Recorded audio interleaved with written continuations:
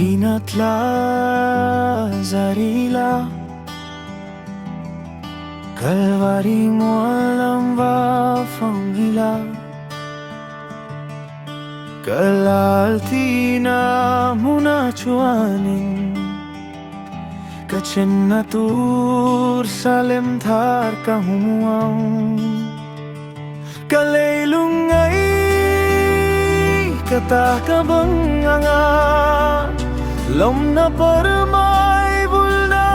katlir chuan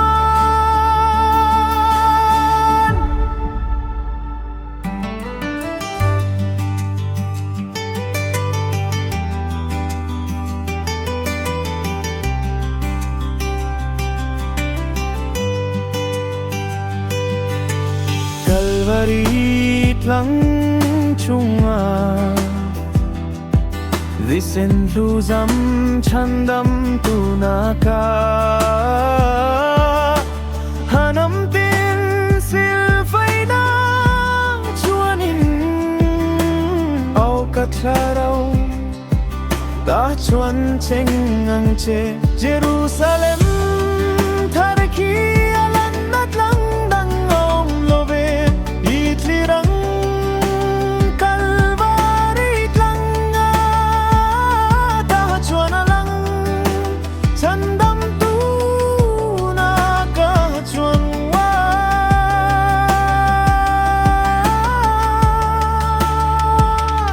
Haraw tlaukla Wafang rawi chandang tuti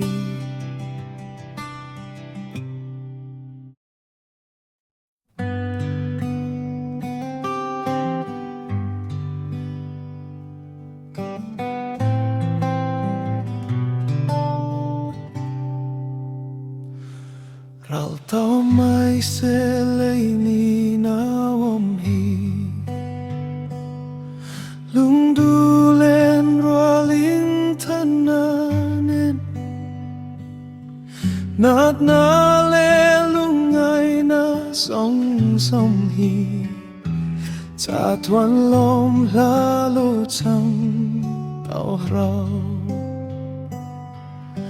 Lungay buhay na aom tavlong Chandam tutulen nani Kavel buhay na tuar tao lavin O katlaraw ilahan tao lang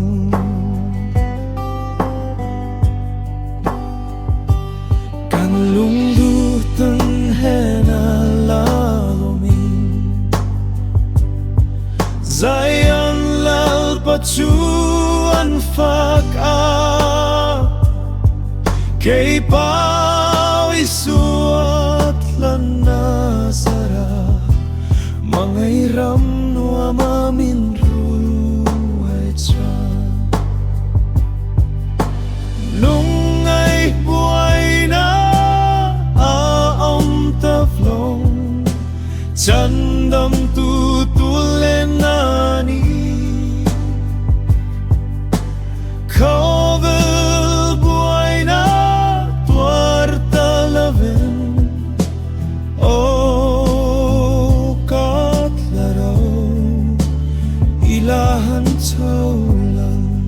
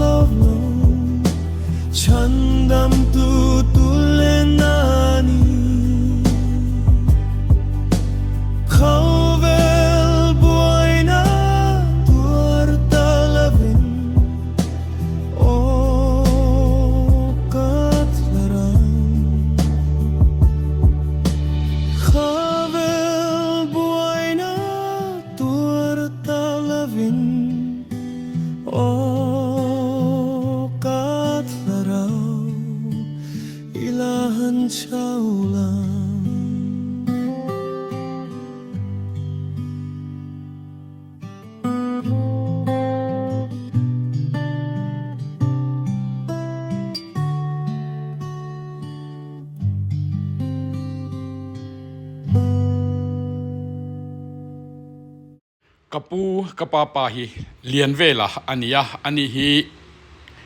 athan lunga hian Krista aminung ti in nan lo ziaka laphua tam takania alaphua pakua ta hi ni somni le pasari November sang ni le somni panga hian zong in khua a kot chua lungdo na an neya chuan lungdo a chuan alaphua pakua ta chu an ron ziak tela rinna thazari la kalvarit lang lam wa fangila ti te ralto mai se lein nom hi ti te an ziaka pakwala an ron da ata hian a chiar chiang du chuan in lo chiar theya tin afa te hi fa hi pariata neya me chia pali me pa pali an nia an unaw zinga a upalama tanga chiara pathum na hi kapa ani kapa hian fa som anei vele ani ni somni le pasari November sang ni somni panga a atu le fa tena lungdo na kan nei thei hi kan lom tak zeta zong in ikal ngai ni chuan ko chua khan kapulian vele lungdo chu ilo mu ve ngei don ani ala phua te po ilo chiar don ya tin na fa te po hi ilo sha thei tu chuan i chiar thei turin kan lo da e in zawai chunga lom thu kan selal pan mal som vek choro se